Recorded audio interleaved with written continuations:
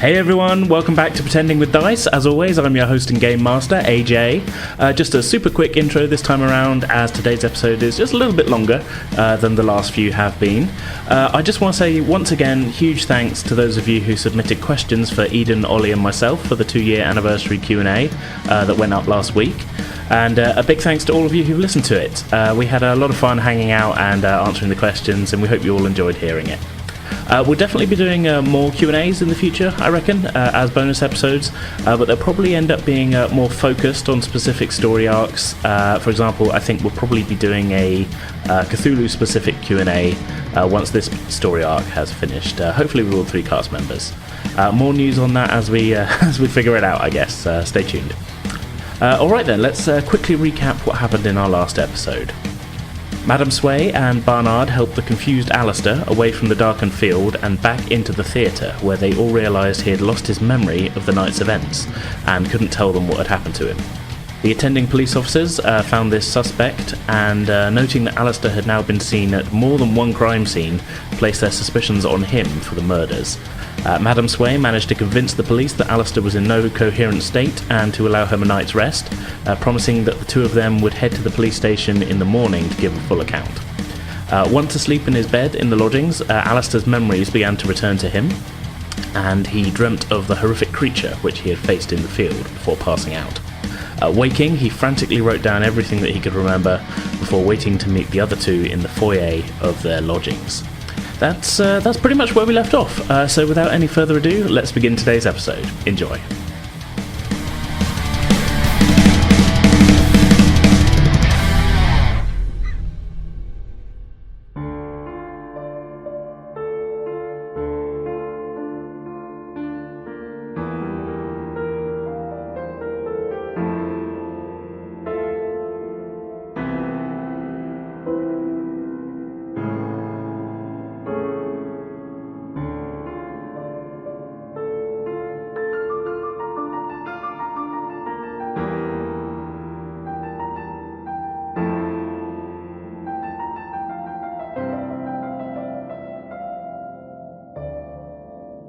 Okay, so let's say the 3 of you meet up in the foyer then.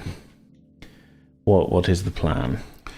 Plan is to go to the police station. Yeah. But he doesn't want to be a fugitive. No, I definitely don't want that. Okay, Alistair will be, I think he'd be the last one down at this stage. So he comes downstairs, spots Madam Sway and Barnard, and just sort of walks over to them, trying to keep a kind of lowish profile, because obviously other people might be around at this time. Yep. Right. Oh, there you are. I hope you slept well. I sort of did, but I think my memory's come back somewhat. Do you remember what happened? I do. I'll tell you both what's come back to my mind, but I'd rather not do it here. Can we walk and talk at the same time? Yeah. By all means. Right, let's meander our way into town towards the police station. So I sort of gesture towards the door. Yeah, okay. So, heading out onto the street. It's another cloudy day. Yeah, it looks like it'd been raining a bit during the night as well, so... Okay. Streets got a little bit of dampness to them. A little bit of damp. Oh, yeah. Yes. Okay, last night, I do now remember us going to the theatre. I remember the interval, and I remember a body falling from the rafters above the stage. There was commotion, and I do recall rushing around looking for answers, checking bits of the stage, and I do remember asking about the person who was playing Caliban, and it was a man called Tim. I forget his last name. I remember asking Abraham where Tim had gone, that he was nowhere to be found backstage while everything was happening after the body fell.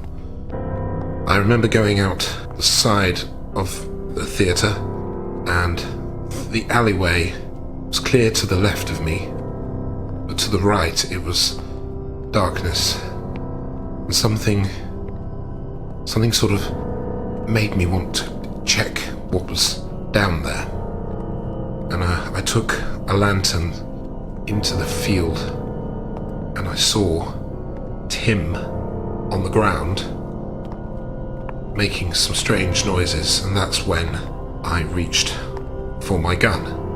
I had no intention to shoot him unless he proved violent, but when I got to him, I asked him what had happened, and he said something about the thing, and he just keeled over.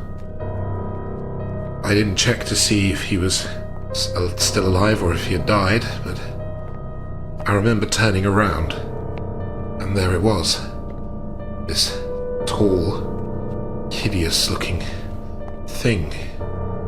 It had these long arms with claws, almost like massive needles on each finger. And it was humongous. Stood over me, and a face that looked human, but not quite human. I raised my gun to it, but I don't recall firing. I think I lost consciousness, and I must have hit the floor. And then that's when I woke up to find you two standing over me.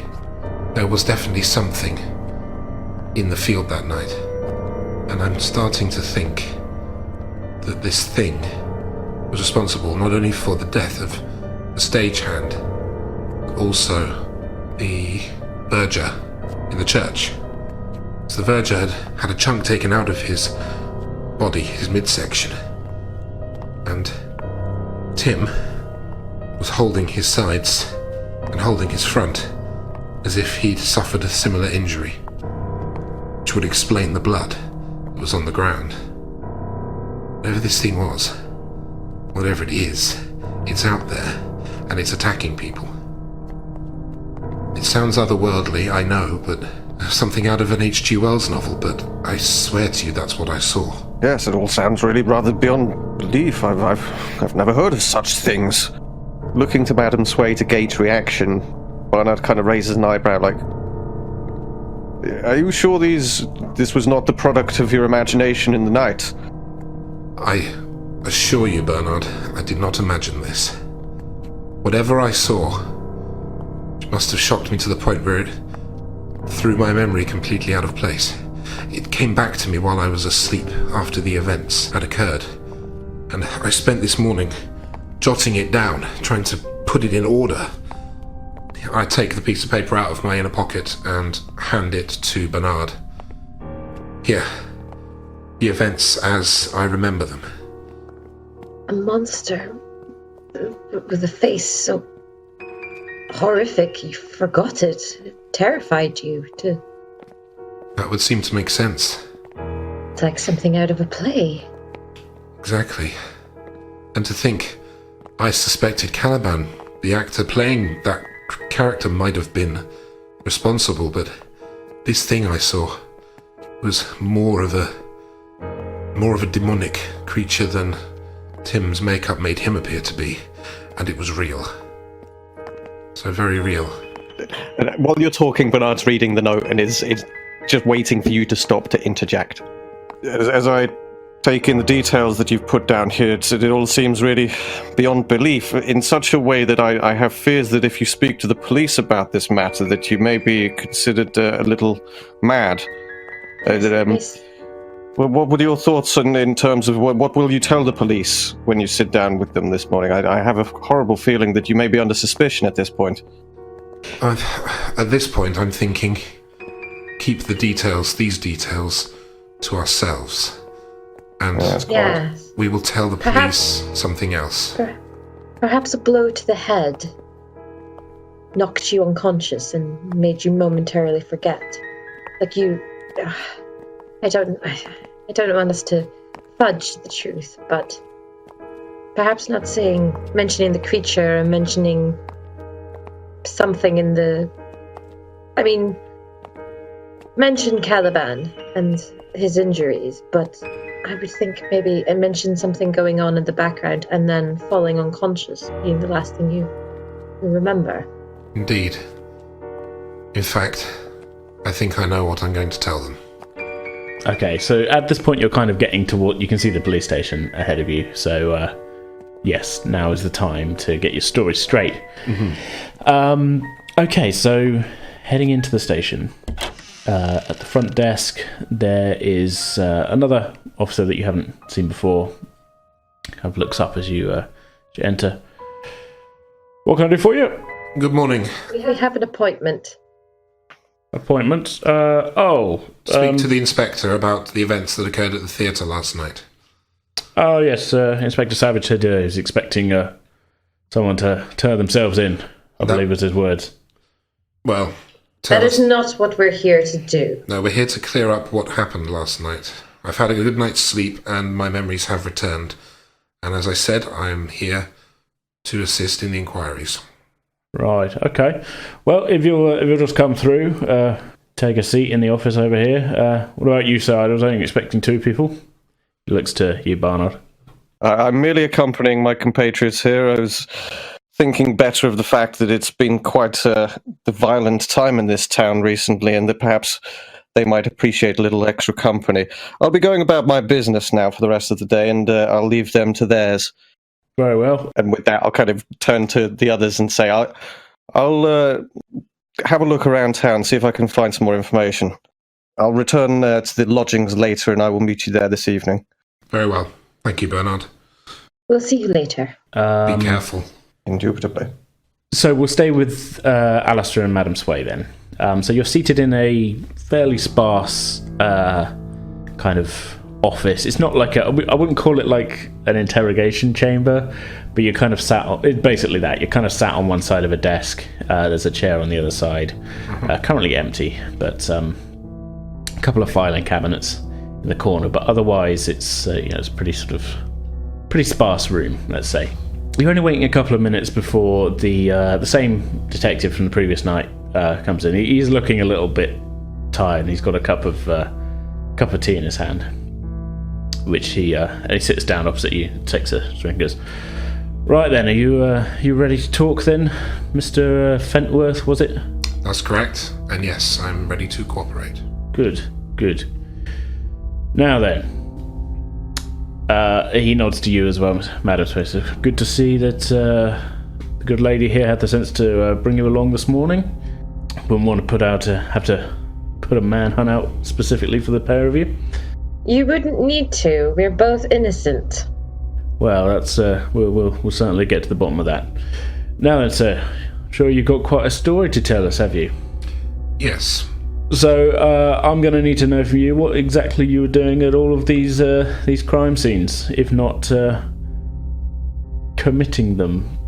So it's just going to roll our eyes. Just completely like, really? Well, I'll start at the beginning, shall I? Best place. I travelled down from the city 4 days ago with the intent of visiting a friend of mine who was performing in The Tempest, which is a production that happened last night. I am aware. Indeed. Abraham Foster, if you want his name. I am familiar with Mr. Foster, yes. Yes. When I arrived in town, I ended up sharing a boarding house with Madam Sway here and our friend Barnard, who you saw last night as well. Gentleman with the scarf and the stick. That would be him, yes. Not here with you today, then? He accompanied us here, but he's decided to go back to the lodgings. Very well. Since we have been down here, I haven't been able to help but notice some very strange things going on. Town seems a little bleak. Reports of people going missing. And while I was walking around the town a few mornings ago, there was a commotion going on at the churchyard. If I may interject. Of course. It was I that informed you about the ruckus at the church. As I went to have a look and have a word with the vicar, the commotion started and your police officer came in with the vicar. I felt unsettled, and then as I left, the police officer told me about the verger. as I was distressed by the information, I left, and on my way returning to the lodgings, I bumped into Alistair and relayed what I had discovered myself. Of course you did. Silly me. I can't believe I forgot that. The detective says, I already told them not to give out information to members of the public. Very well, go on. So I spoke with Madam Sway after what she had discovered, and she was quite clearly shaken by those events, and I decided to go to the churchyard and see if I could figure out anything else for myself. But your police officers were quite, let's say, not very forthcoming with information, as the profession dictates they should be. Yeah, about bloody time. Well, quite. And I decided at that point that I wasn't going to get any more information out of it, so I wrote it off as a quite nasty bit of business. But I was there to see the commotion going on. I can assure you, whatever happened to that verger, I was nowhere in the vicinity to cause such a grisly scene, shall we say. So that is count one of me being at one of the crime scenes. Very well. I was there to observe commotion and nothing else. In the second instance, the event at the theatre. We all left the boarding house after a meal and went to the theatre to watch the play. After the interval, we sat down for the second half of the play, and a body snagged on the curtains and fell from the rafters. You can imagine this caused quite the commotion. Yeah. People started running, screaming, and generally panicking about what had just transpired. You didn't feel the need to run yourself? To be honest, Inspector, all three of us were quite taken aback by what we'd seen, and... At first we thought it was an accident. Yes. Nobody knew what it was until they actually got to the body. And of course, with a friend of mine being the prominent star in the play, my concern was for him initially, make sure that he was alright. The last thing you expect is a dead body to fall from the rafters in the middle of a play. Rather creepy, yes? Yes. A sandbag holding the curtain up I could understand, but the body? That just is not right. Well, so... creepy ain't a crime. Creepy's not a crime, but clearly whatever happened there is a crime. Was a crime, and will continue to be considered a crime, Inspector. Anyway, I went back to the stage and asked Abraham what had happened, if he was alright, and I asked with inquiry if anybody in the cast was missing from the gathering on the stage. That's when Abraham mentioned a chap called Tim. Oh, Mr. April, yes. That's his name, yes, Mr. April. We still have yet to locate him. That's just the thing, you see. Abraham said that Tim should have been somewhere backstage. He wasn't on the stage at the front around the body, and he wasn't anywhere else in the auditorium. So I went looking for him. And he wasn't in any of the dressing rooms, none of the other actors had seen him. And that's when I noticed the side door of the stage was open, leading to the alleyway at the back of the building. I took a lit lantern and I went outside and started looking for him. I went down the alleyway and towards the field. It's quite dark down there. And I did come across Tim. I found him, huddled over, and he looked like he had been badly injured. Now, wait a minute. My officer went at the back there, and there was no sign of this, of Mr. April at the back, and you're contending that he was, in the field? If I might be allowed to finish, Inspector. Very well. Takes a sip of his tea. I went out into the back of the theatre and ventured into the field with the intent of finding Tim April. And I did find him. You say there was a mass amount of blood in the field. Well, that blood, I'm afraid to say, was Tim's. When I reached him, he was huddled over in a state of shock, and he had gone very, very pale. He'd clearly lost blood. But before I could raise the alarm to signal for help, I turned, and something hit me in the back of the head. The next thing I remember is waking up with my compatriots carrying me back to the theatre with my memory completely shot. So whatever happened to Tim in that alleyway, I'd clearly interrupted, and whoever was responsible didn't like my being there. Yes. How else would you explain the lack of blood and injury on my own person? So whatever happened to Tim after I was knocked unconscious, I can only assume that the body was disposed of. Or perhaps Tim survived the ordeal and ran away. All I can tell you is, I am not responsible, and neither is Madam Sway. Right. Something hit you on the back of the head, you say? That's exactly what I just said. Okay, well... You seem to doubt what I'm saying, Inspector. You know what? Make a persuasion check. And then persuade. Oh, you have got some in persuade. Okay. So we're looking for 22 or under. Oof, 95. 95. Ouch. Yeah, 95. You get the feeling he's not quite buying your story completely. Like, he's putting the pieces together, but he's kind of... He's maybe noticed that it doesn't 100% add up. He says, okay, well, I will admit that does account for your presence at the places you've been known to be at, but if you sustained a head injury, where's the evidence of such an injury? We're just taking your word on all of this. Well, as you can see, Inspector, I'm not exactly a lean person. I'm quite heavily built. In the back of the head? Takes a lot to knock somebody out, and as you may recall, I did complain of having quite a severe headache when you were trying to question me last night. Yes, I do recall. Indeed. I woke up this morning, the headache had subsided, and while I may not have any scarring or anything like that, I can tell you there's definitely a bump on the back of my head that isn't going to go away anytime soon. So how do you account for the continued disappearance of Mr. April? I honestly couldn't tell you. All I can say is I found him there, clearly injured, and before I could call for help, I was rendered unconscious. He might have run away, he might have been disposed of, I really can't say. And you can corroborate this, Madam Sway, was it? We didn't leave him very long. We were waiting for him for only a short bit of time. You expect us to believe that he would harm someone and then dispose of their body in that short amount of time? Really? Is ridiculous. You never know what a man can be capable of. Not this man, Inspector. I'm an archaeologist by profession, not a murderer, not a soldier, and certainly not somebody who goes out hurting people for sport. The very fact that we're here must speak words. Exactly. If we were guilty, we'd have run away by now. But instead we came to the police station as you asked us to do. And we've given you the information willingly, after I recovered with a good night's sleep.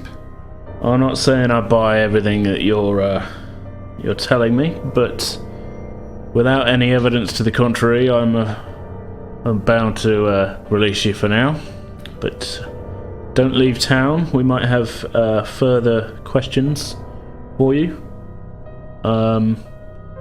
Still at Mrs. Kendall's boarding house, was it? That's correct. Right. Yes. Okay. Well, as I said, we still may have further questions for you at a later date. Something about this still doesn't add up. Fair enough, Inspector. You'll know where to find us. A great deal of many things don't add up. Yes. Well. Okay. You're free to go for now, but just watch yourselves. Thank you, Inspector. Thank you. He stands up again. Yep. Finishes, gulps down the rest of his tea, and sort of leaves, opens the door, and sort of gestures you out. Okay. We get up and we leave the station. Yep. Let's go with Barnard then. We'll cut to Barnard, unless there was a moment you wanted to have previous. Just a moment's sigh of relief. Yeah. and she's going to roll a cigarette and have a cigarette as they leave. Right. Yeah. So, Barnard then. As you leave them in the police station, where would you like to go? I'd like to go and get a local paper if there's such a thing going. So if there's a grocery shop, or I'm trying to think of what the equivalent of the time would be. Well, you can return to the same grocers that you went to the previous day for your gin. Well, that's where I shall go then. Yeah. Okay, so as you enter, you quickly find a copy of the Twynham-on-Sea Times, I believe I called it the previous day. Mm-hmm. Yes, sounds about right. As opposed to the previous day when there was a strange sort of lack of reporting about the verger's death. The big headline on the front page of the paper is "Terror at the Tempest." The sort of subheading says "Shock and horror as theatre stunt goes wrong, causing death." Reading the words theatre stunt, Barnard kind of snorts, and taking it up to the counter to pay for it, he kind of remarks to the guy behind the counter, "You heard much about what happened last night?" Well, no, not much of a theatre man myself. Didn't go. Still, you can't be too careful. They're trying all sorts of special effects these days, trying to keep up with the pictures. Yes, it all seems like a little bit too much for me. And with that, I'll pay for the paper and head out. Once back out on the street, going to walk down to the harbour. Sure. Or towards the coastline. Yeah. Having heard talk of people disappearing and whatnot, just want to have a look around. Okay. So yes, you find your way down to the sort of the edge of the harbour. Looking around, there's not too many people down on the coast bit where you are. Are you sort of staying sort of the town side of things, or are you crossing the river? This is a little bit out of character talk of the sort of more the way that Alistair and Madam Sway had previously gone. Mm-hmm. What are you thinking? I was thinking I'm going to stay towards the town side and just walk along the waterfront, kind of take in the comings and goings of ships, try and get a gauge of where people are coming and going from the area, that kind of thing. Sure. Okay. Yeah. Yeah. So it's a little bit sort of, I wouldn't call it deserted, but it's quiet down on the sort of waterfront area. But looking out across the harbour, you can see there's a few sort of fishing boats kind of sitting in the harbour. Others are heading out to sea. You can see there's a little bit of activity around the kind of distant sort of fishing village kind of area. And across in the shadow of the headland, you can see the large sort of imposing kind of manor house. Looking to your right, as you look along the river, you can kind of just about make out, now that you've kind of been there in the darkness, you can sort of figure out where the field at the back of the theatre slopes down to the river. It's not too tricky to figure out where that sort of ends up. Okay, then. Having clocked that kind of route is ahead, head closer to have a look and see, like, what is on that path between where we were last night and the waterfront. And is there any indication of anything in the area that stands out? Trodden down grass, anything like that? So, yeah, make a spot hidden check for me. Okay. I got 64, and my spot hidden's 25. 25. So that ain't happening. Yeah, no, I mean, it's you can definitely see. You've sort of found the spot. You found like the back, the sort of the river bit where you can just quickly see where the back of the theatre is. But it just looks like a field. Any kind of grass that might have been sort of tramped down has sort of sprung back into place over the last 8 to 10 hours or so. Mm-hmm. Is there any indication of people having come and gone? Any indication of police work having taken place or anything like that? Not that you can see, no. Okay. Noting that it doesn't look like the police have done anything about this, is the blood still there? Is there still indication of all of that stuff, or is something you are happened? able to find? I mean, again, that grass has sort of sprung back a little bit, but you are able to find blood stains. Yes. Mm-hmm. It does. As you look around there, you can see that bit is fairly close in terms of the whole field. That bit is fairly close to the theatre, and that end of the field has got sort of a little bit of sort of tramped down marks in it anyway, compared to the rest of it. So it is possible that the police have been in this bit, but there's no kind of like boot prints or anything like that. But you are able to find like the blood stain. Okay, then. It has. I think I sort of said it. It's cloudy and stuff, and there's a bit of wetness on the road as you left the lodging. So it has been raining a little bit. Although that said, the bloodstain is a bit reduced. Okay, then.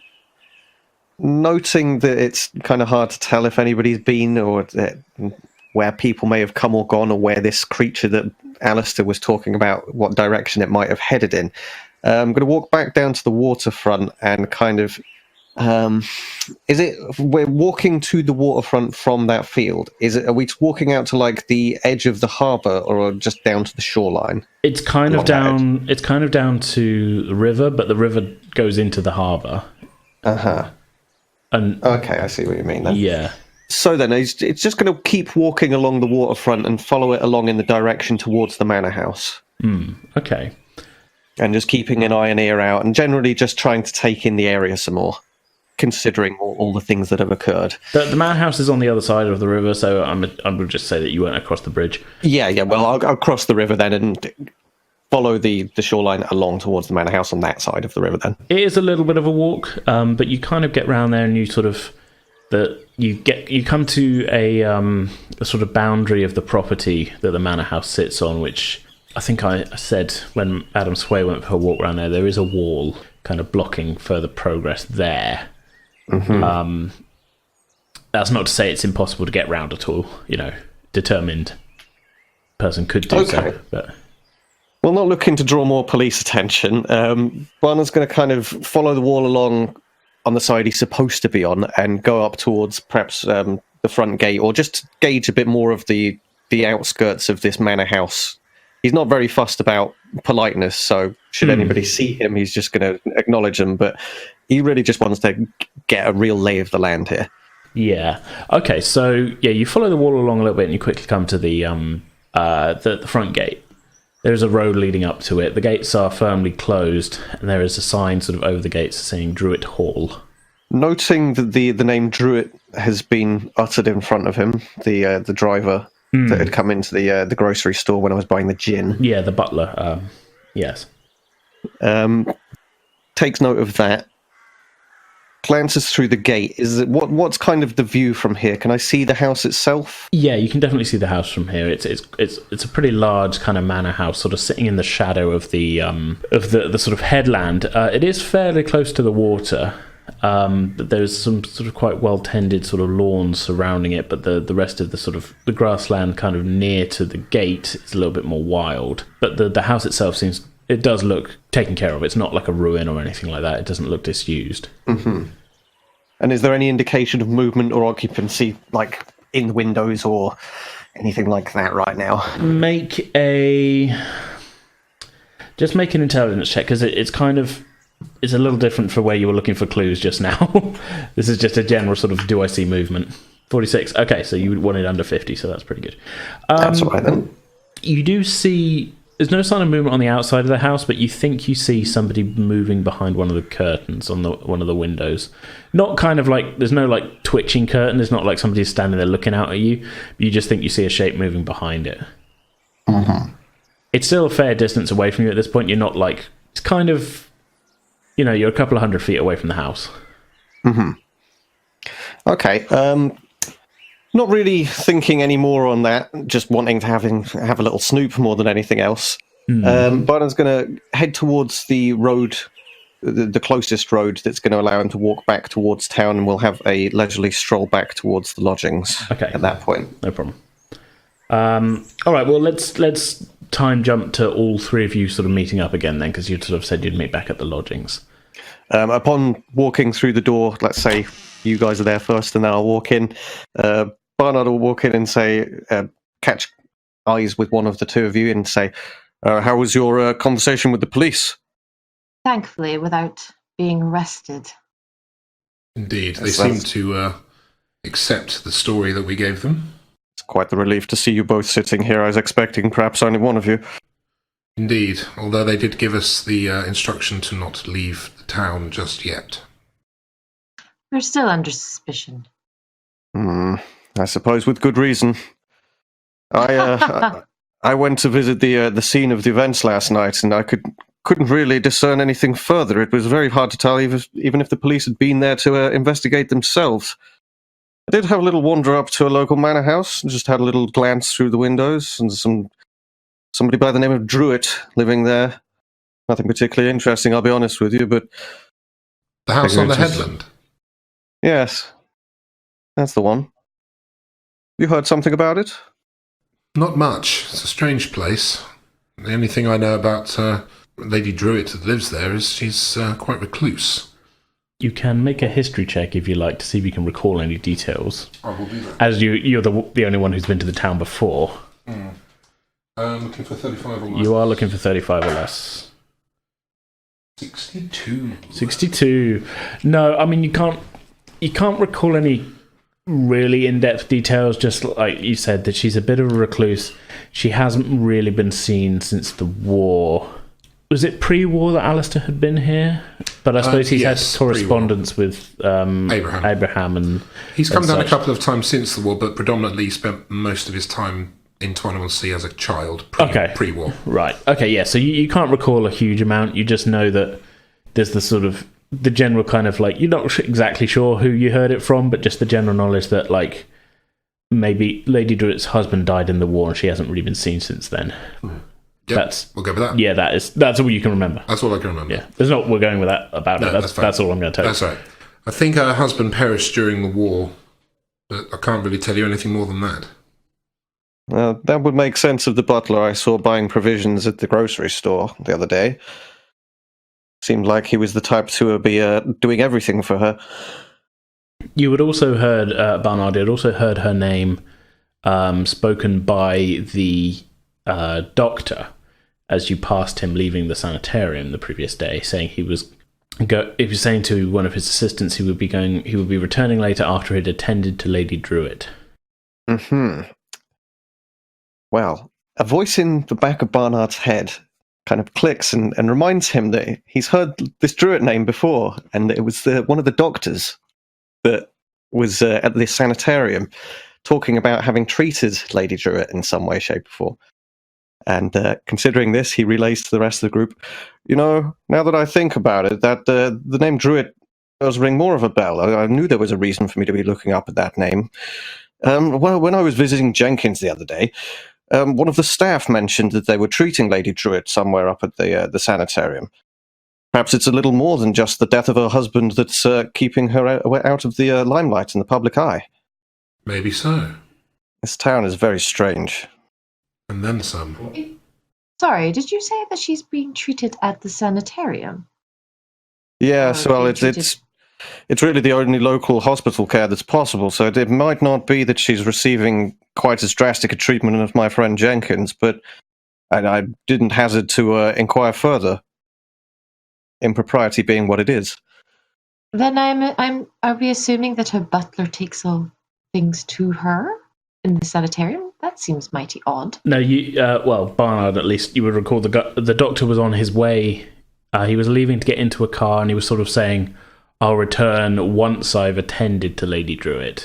So he was sort of driving away from the sanitarium. You would put two and two together to kind of... Oh, so she's not in the sanitarium. She's not in the sanitarium. She's at the manor house. The doctor is going to see her. And I will... That's why I was a little confused. I was stressed. I said attended and not treated. No, it's all right.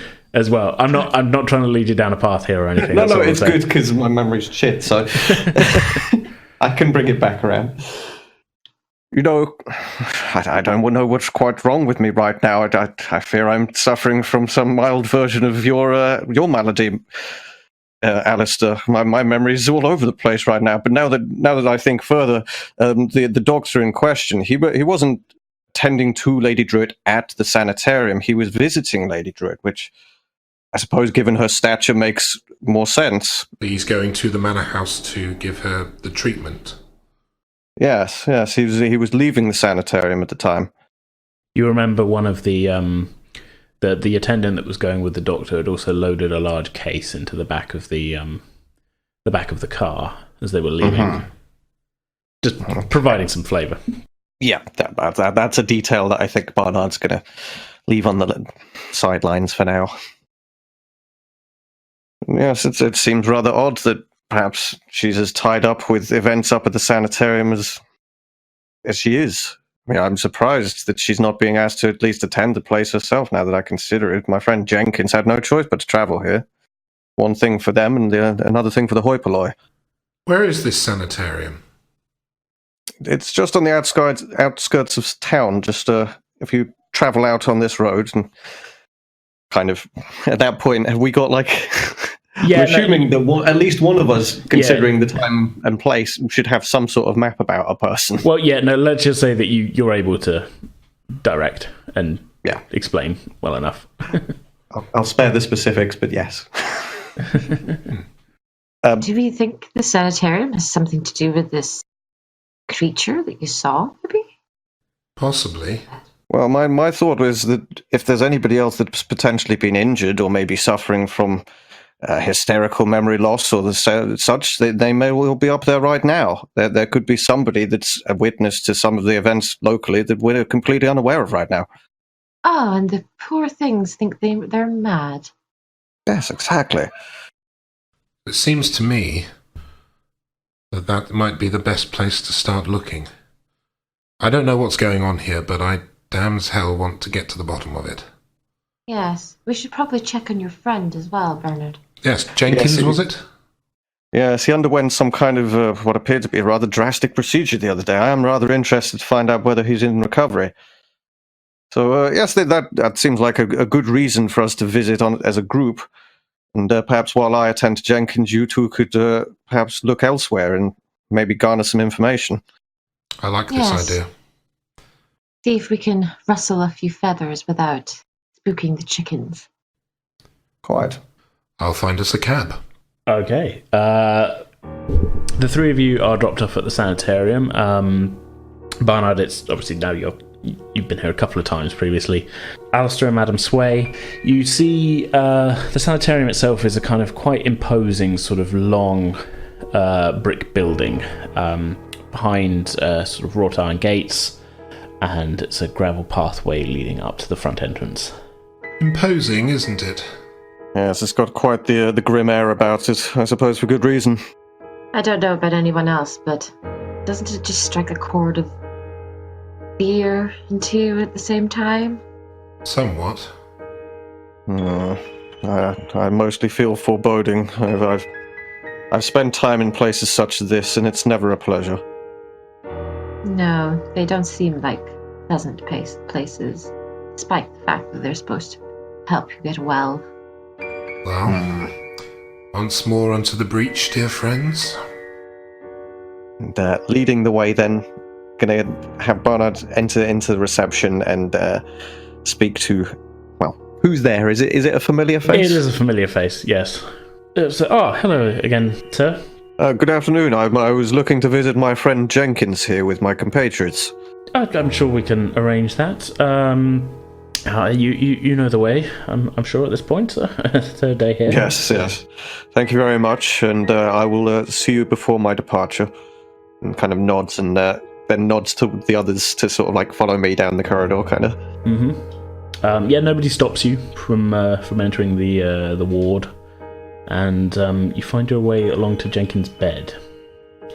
Are you all three of you going to see Jenkins, or are you?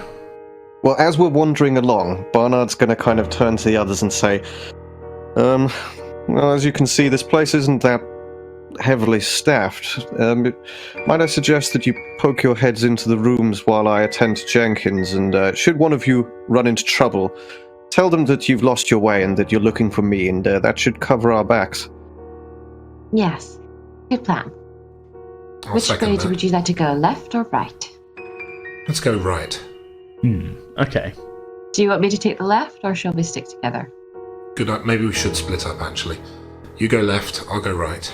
Try and meet up in, say, 20 minutes. Don't get lost. Nor you, my dear.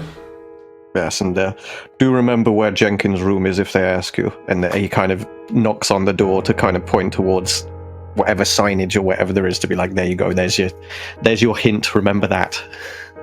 Yeah, the sign reads Men's Ward 2. Okay. Men's Ward 2. Got it. Yeah. Okay, so Madam Sway, you're going left then. Yeah. Yeah. So heading left, you pass down a corridor. There's a couple of doors on left and right that don't really look like they're other wards. They seem to be more kind of storage and sort of nurses' offices. Did you want to look in them, or what are you thinking? No, but I'm going to take note of the storage cupboard just in case I have to, sneaking it to avoid staff members. Yeah. What is So it I you're will kind keep of that. what is it you're kind of looking for specifically? I'm thinking more to see if like what kind of other patients there are, and if they seem like because I'm assuming the sanitarium it's about people with adult minds. Well, no, bodies actually, as well. it's not an asylum. It's a sanitarium is kind of a precursor to a modern hospital. Oh, okay. It is a proper. Yeah. Well, I mean, that's modern not to say that there wasn't a lot of crossover between like people who were mentally ill just being like, oh, we'll give them to the doctor, sort of thing. But this does have its fair share of sort of people who are just sick as well. I'm kind of tempted to look for the senior doctor's office, but that might draw too much attention. Okay. So I might see if I can find like an administration like cupboard or like where they store their files and things. Right. Like Okay. a records room to see. Records room. Okay. Yeah. Well, okay then. So the men's ward, the second men's ward that Barnard led you to was up on the second floor. There isn't really any kind of major sort of signage, sort of like you would find in like a modern hospital with like this way to cardiology or whatever, you know. But with the thought of records room in your mind, you would think, well, that's probably not going to be upstairs. That's going to be No, it'll probably be in the basement somewhere, or at least on the lower level. Yeah. So kind of, are you sort of sneaking around, or are you just sort of walking like you're meant to be there? I'm gonna start with like a purpose. So in her mind, she's got like a way to go. So she's gonna try and appear confident, like she knows where she's going, and she's like in a task. So I'm gonna have that facade of calm and purposeful. Not looking action. shifty, just kind of like No, just pure confidence and like I'm supposed to be there. Yeah. You kind of quite quickly then sort of walk down this corridor and find your way to a stairwell. Thinking that the records room might be... Are you thinking basement, did you say? Yeah, or at least on the lower level, near the administration kind of bit. Yeah. I'd imagine they'd have like an office space, which for like their typists, because I'm assuming they'd be typing up the records and putting them into their files, and then they would go like down to like another room somewhere. Yeah, more sort of like a long-term storage kind of thing.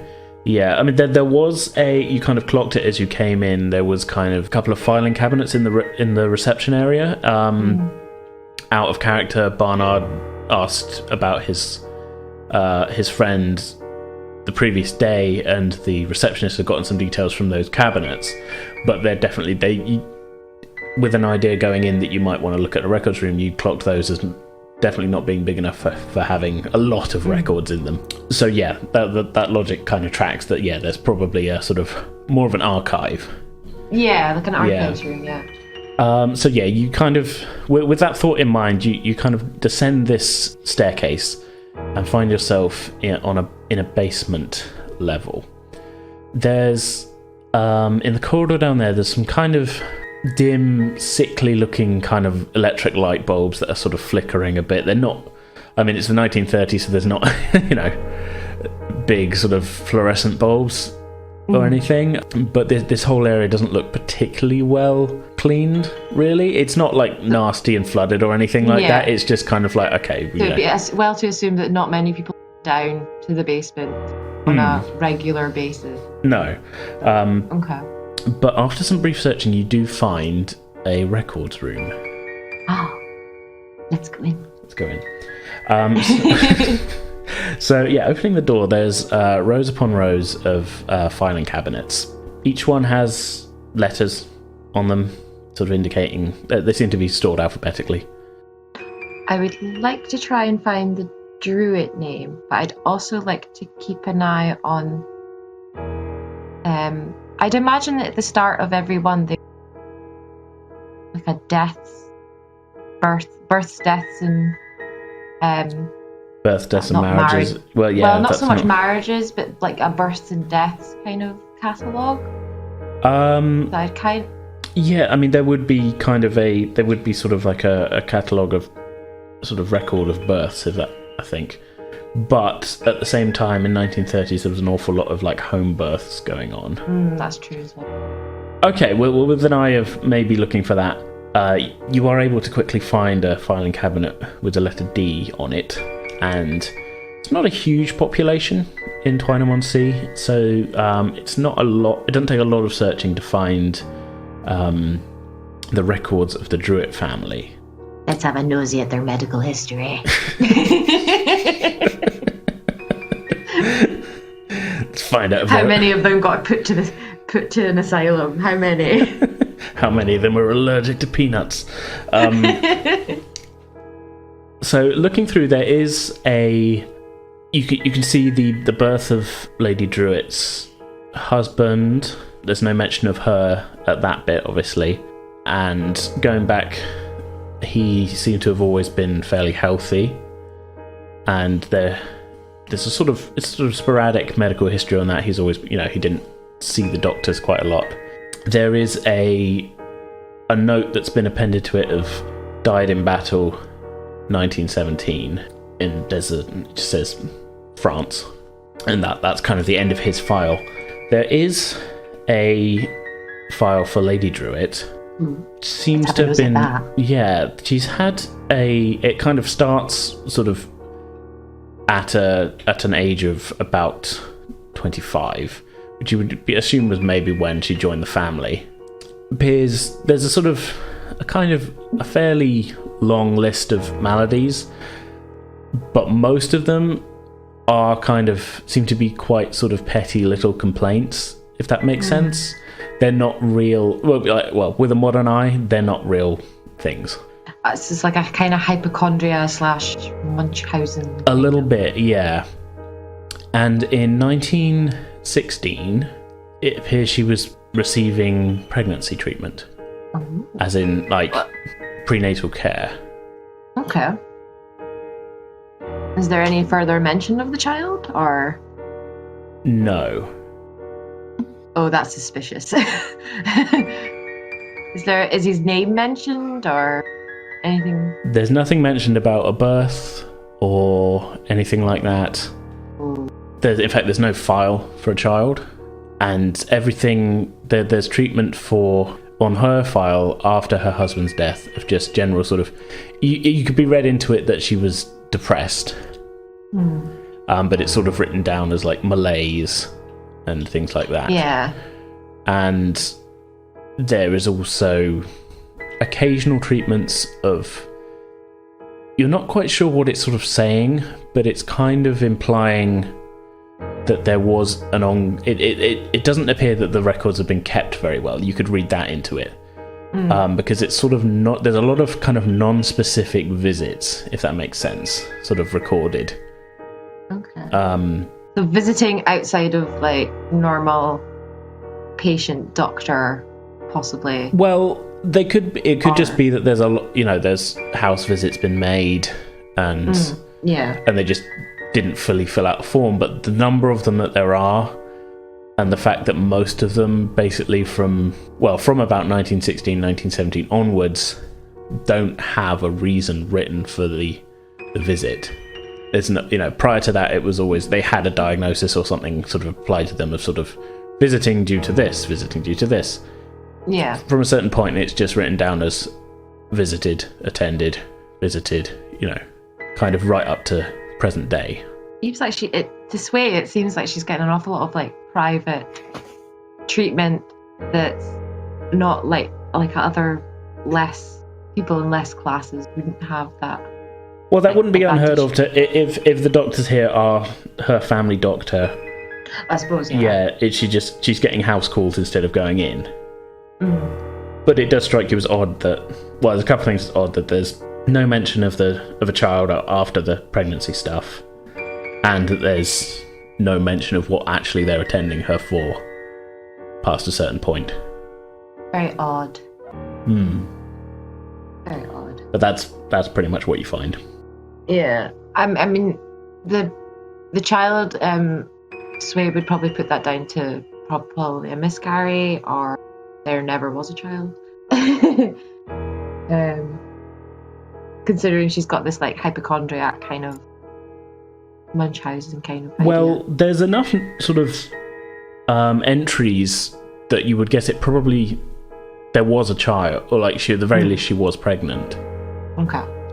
Yeah, just the number of sort of treatments, sort of, it was a regular sort of thing. Okay, attended to assess pregnancy. There's been a lot of midwife. Yeah. Midwife visits. I'm trying to think what other records I could possibly have a look for. But that's really all you find in the Druid file, though, up to that it's relevant for this bit. Obviously, stretching back a little ways, there's stuff about what would have been Lord Druid before he was killed, his father and stuff. But that's not really. No, it's not really worth. Yeah, it's more. Those are more just kind of historical sort of records at this point. Yeah, I was just wanting to see if there was like a possible record to show if there was like. There's a lot. It's been an awful lot of deaths and missing. So I was kind of hoping to maybe try and find a record that would maybe show if there had been a similar one in a similar year, or. But I don't think that would probably come up in their death records. Probably wouldn't be that accurate either. But Sway will probably just go back up towards the men's ward. Okay. But like just keep her eye out as she's heading back with her due information. Yeah. All right. Well, we'll switch to Alistair then. You go right at the junction. I do. What are you looking for? I am looking into basically other wards, other rooms as I go, trying to get a peek of the state of other patients. State of other people, activities that are going on. So next to Men's Ward 2 is, surprisingly, Men's Ward 1.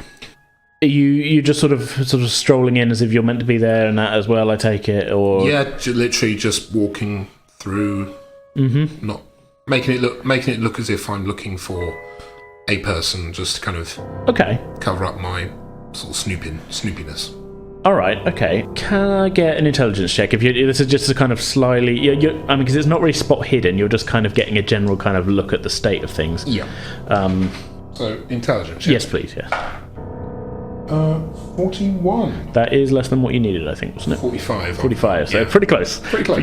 That is a success, though. Excellent. The general kind of feeling that you get is that there's, by and large, a lot of people here aren't in that bad of a state.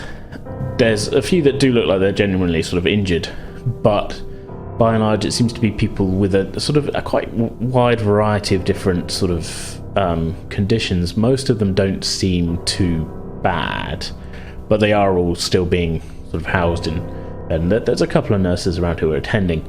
One or two beds sort of towards one end of the ward do appear to be a bit more serious, and with that intelligence check, I'll say you do manage to spot it. Each of those, because they do have a chart kind of out on the table at the end of the bed. Each of those does have a note on there that says recovery. The ones on the pair that look worst say post-procedure recovery, and the other two both look in a fairly bad way, but they're both marked down as critical procedure priority. The two who are in, it says recovery, do look like they've got a slight jaundice tone to them, and they've clearly they're asleep, but they're bandaged around in several places. Okay, in several places. Is this including kind of their midsections? Yeah. Right, and the jaundice colour, or the way they look. Yes. Flashing back to the thing that Alistair saw in the field behind the theatre. Okay, Alistair's a bit wary of these individuals. He takes in what he's seen on the notices, and he's going to just calmly carry on through the ward. I guess, is there a ward where there's a door? Yeah, you can go out the other end. Right, so I'm going to go out the other side, and then look for where else I can go. So the other end opens out into a slightly wider corridor. As you look to your left, it seems there's a similar door a little ways along that you could put together through general, knowing the layout of where you came in. That might be a similar exit to the Men's Ward 2. And you're kind of facing a door that labelled surgery, procedure room. So there's the door for surgery in front? It's on the opposite wall. There's, and actually looking sort of around, you could put it together that this corridor also maybe leads to women's wards as well. But Right. there is an entranceway. It says surgery/procedure room. Alistair is going to walk cautiously towards the door to surgery. And does it have like sort of port windows? Yeah, you can see peek through? in. Yeah. Right, it's going to walk up to the door and just look through and see if he can spot anything or anyone Okay. going about the business. It doesn't look like there's anybody in there at the moment, but it does look like it's sort of there's trays and things out, and it does look like it's sort of been prepared for an imminent surgery. Right. I gently push on one of the doors and enter the room. Okay.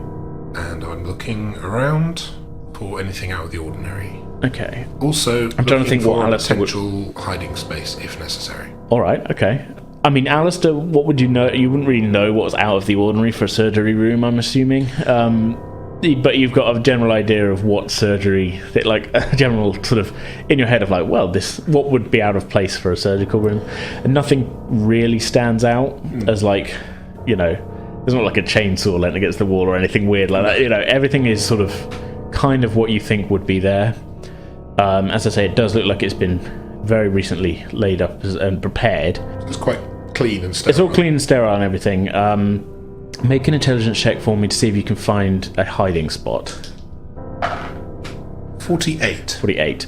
So that's just over, but very close to your number. So I will say you're not 100% sure if it's going to be a good hiding spot, but you do spy a corner which is kind of blocked in by some machinery. So you might be able to just kind of duck down behind. Okay. You're not 100% sure if that's going to be fully hidden, but it looks like it might be okay. So I've just spotted an area that I can go to if I'm caught in this room, because I'm guessing it's one way in, one way out. Yes. Yeah. So you've just kind of clocked this hiding space when you do hear the sounds of doors opening further up the corridor from where you came from, and sound of footsteps coming towards the surgery, and what you could put two and two together as the rolling of a bed. Right. Someone coming. Time to hide. And with that, Alistair goes into the corner behind the machinery and tries to hunker down as much as possible. Just for me, can you make a stealth check as well on that? You've got a hiding space, but like I just want to know what you get. Okay. 60. 60? What were you aiming for? I haven't actually got anything in. So 20 stealth, you were so aiming for. 20. Okay. 20? I think it's 20 for stealth. 20, yeah. Okay, so that is a failure. Yeah. But let's cut to Barnard real quick. So, Barnard, you find your way to Jenkins' side. He is in bed. The curtains aren't drawn around his bed, though, this time, like they were last time. But he does have a note on... You spot it as well as you walk up, because it wasn't there before. His chart, and it says procedure recovery on his chart. Jenkins, old boy, how are you? How goes recovery? Barnard, didn't think I'd see you again. Well, I wasn't going anywhere, not until I knew you were at least a little better, my friend. How are you? Don't know if that's the case. I don't reckon I got much left, mate. They've taken... What have they... Taken some bits. Taken bits? What bits have they taken off of you? Looking at him, you can see he's quite bandaged up all around his kind of chest, midsection area, and he's looking a little yellow. Oh, yes. Looks like they might have taken something vital there, old boy. I'm sorry to hear that you're feeling worse for it. I was expecting some measure of improvement, at least. I'll have to have a word with the men in charge of this. Find out what it is they think they're doing. I'm sure they're only doing what they think's right, Barnard. Maybe. Don't raise a fuss on my account. Well, I'm trying to think of what Barnard would do at this point. Is there a seat in the room that I can grab and pull up and quickly take a seat and... Yeah, you can grab a chair.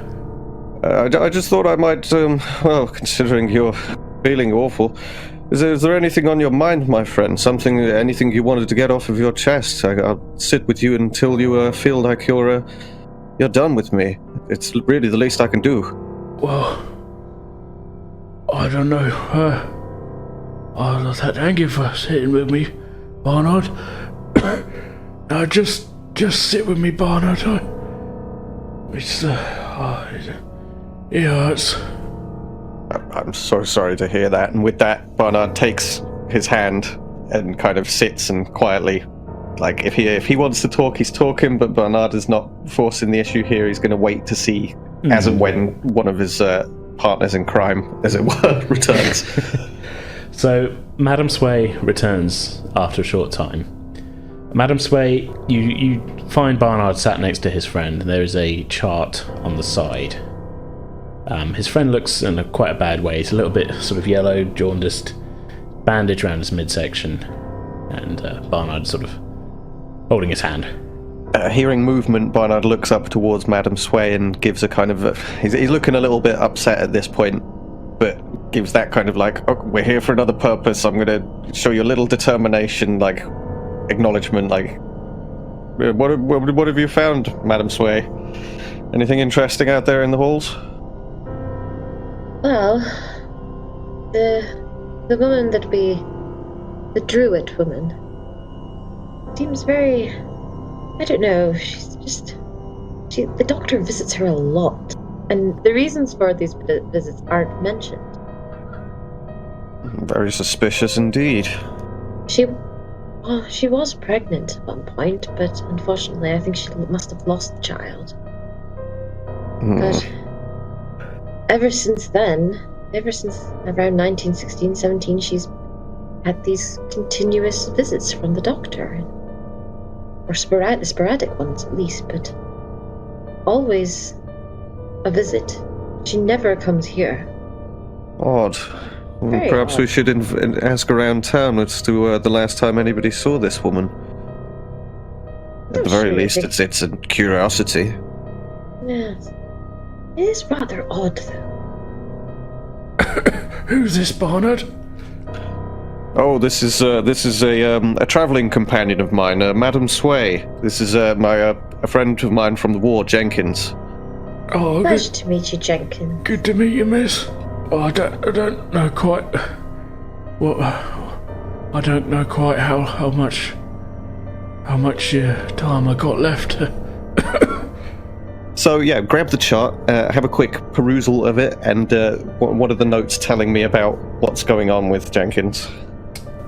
So yeah, now you've got a bit of a closer look at it now, and at the top, then, which is sort of the bit you notice as you were sitting down, it says post-procedure recovery. There's a lot of kind of medical jargon, but the last line really strikes you. It says, procedure successful, liver removed.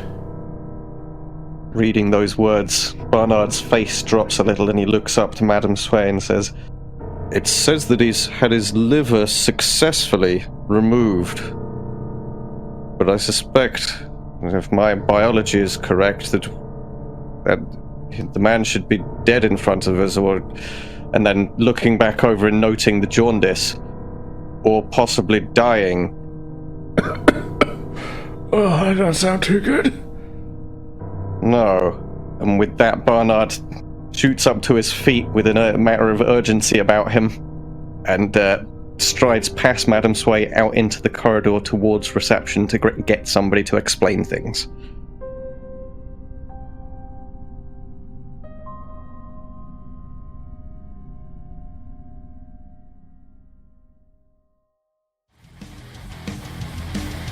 Okay, that's going to do it for this episode. Our next story episode, episode 52, continuing where we left off today, will be available as usual in 2 weeks' time, on Thursday the 20th of June. So we hope you'll all tune back in for that. There won't be a bonus episode next week, I'm afraid, but we'll be back with more of them as soon as we can. In the meantime, you can get in contact with us on Twitter and Facebook, both of which we are at PretendWithDice. You can also email us at pretendingwithdice@outlook.com. If you're an iTunes or Apple Podcast user, it'd be really great if you could leave us a rating and review. It all helps us to find new listeners, and we'd just love to hear what you think of the podcast. So for now, that's our show. I hope you all enjoyed it. We'll see you next time.